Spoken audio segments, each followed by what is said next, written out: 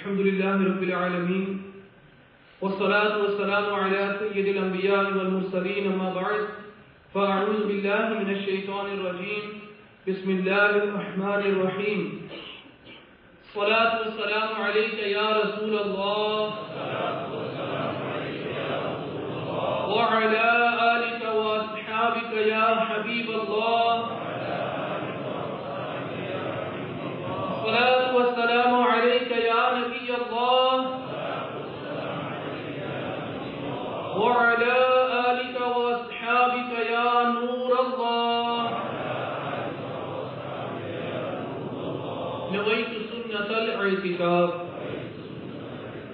My dear Islamic brothers, Alhamdulillah, Allah has given us all the opportunity to come here and to learn about the beautiful deen, and especially about the sacrifices which our Prophet sallallahu alaihi wasallam's beloved grandson Imam Hussein radiallahu ta'ala anhu made for Islam. So we should be in such a state that we're not here to listen to a bayan, we're here to learn about something. So if our intention is to listen and then go away from the masjid and then live our lives as they were before, then we need to change our intention. Our intention, our niyyah should be that we are here to learn and how we can save ourselves and the Muslims from the calamities which are going to come. So inshallah, listen attentively.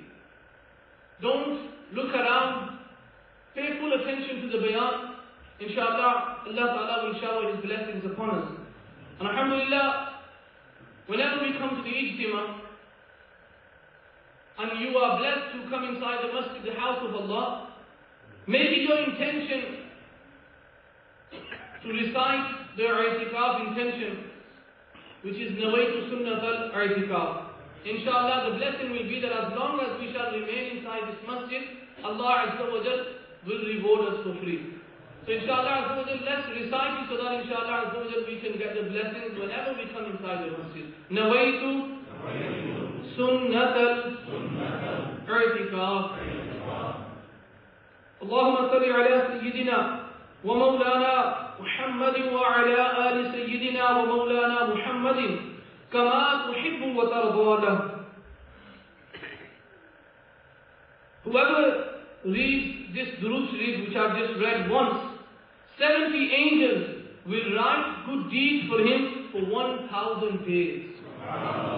Let's all repeat it together. Allahumma salli ala سيدنا ومولانا محمد وعلى آل سيدنا ومولانا محمد كما تحب وترضى له.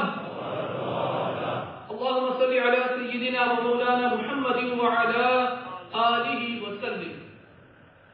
The Prophet ﷺ said that whoever reads this durood, if he was standing up before he sits down, and if he was sitting down before he stands up, Allah Azza wa Jal will forgive his sins. Let's all repeat it together. Allahumma salli ala Sayyidina wa Mawlana Muhammadin wa ala صلوا على الحبيب صلى الله تعالى على محمد صلى الله تعالى عليه وسلم.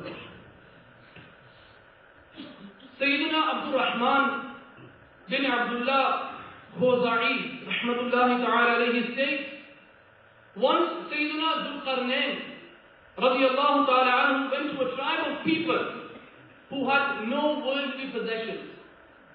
Sayyidina Dhul Qarnayn radiyallahu ta'ala anhu, he was a Muslim, and he was one of the Muslims. There were two Muslim kings who ruled the whole world. And Sayyidina Dhul Qarnayn radiallahu ta'ala was one of the Muslim kings who ruled the whole world, and the other was the Prophet of Allah, Sayyidina Sulaiman alayhi salatu wassalam. So this was a story about Sayyidina Dhul Qarnayn radiallahu ta'ala, because Sayyidina Dhul Qarnayn radiallahu ta'ala, he traveled the world. And he says that in one place he saw a tribe of people who had no worldly possessions. Like we have a house, we have other worldly things. This particular tribe that Sayyidina Zulkarnain radiallahu ta'ala anhu saw, they had nothing with them. These people, they would wake up in the morning, they would go to the grave, meaning they had a small place where there were graves. These people would go to the graves, they would clean them and offer their namaz just beside the grave.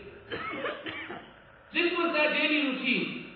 And they would feed themselves from leaves and plants and grass. That was their food. Leaves, plants and grass. Sayyidina Zulkarnain radiallahu ta'ala anhu, he comes outside just the village. And he sent a messenger to the tribal leader, to the chief. He sent a messenger. And the messenger, when he came, he delivered the message of Sayyidina Zulkarnain radiallahu ta'ala anhu.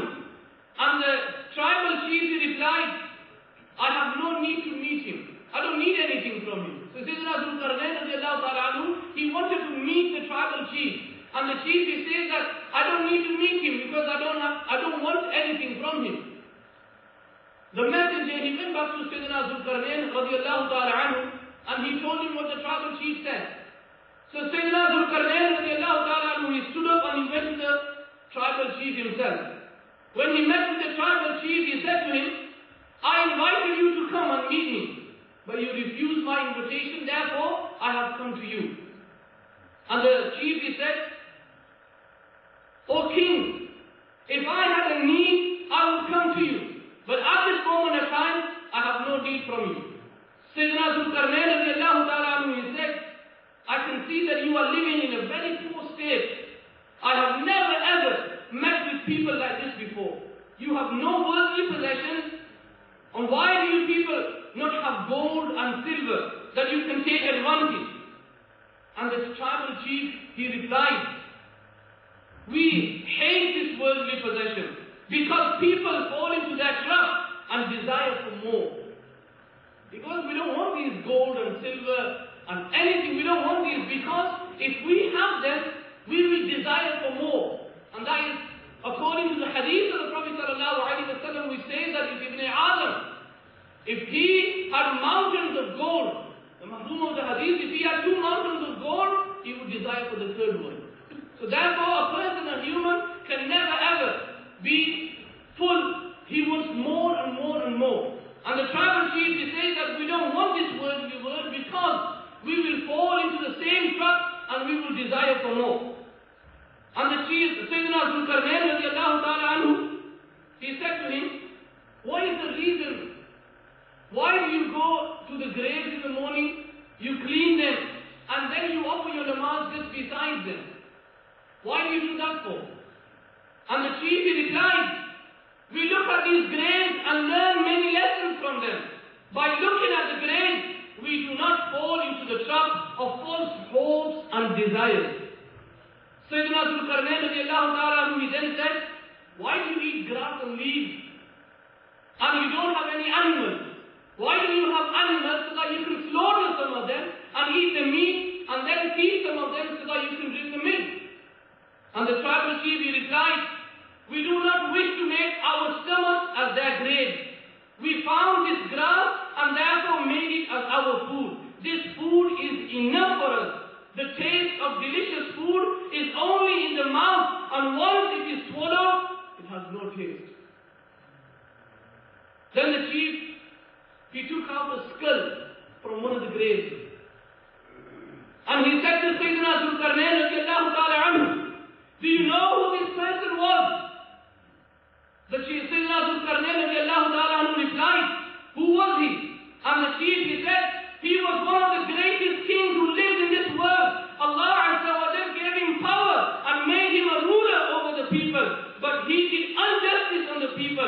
When his sins grew and Allah Azza wa Jal gripped him, he fell to the ground like a stone. Now he will give account of his actions on the day of judgment. जहां में है इबरत के हर सू नमूने, मगर तुझको अंधा किया है रंग बू ने, कभी गौर से भी ये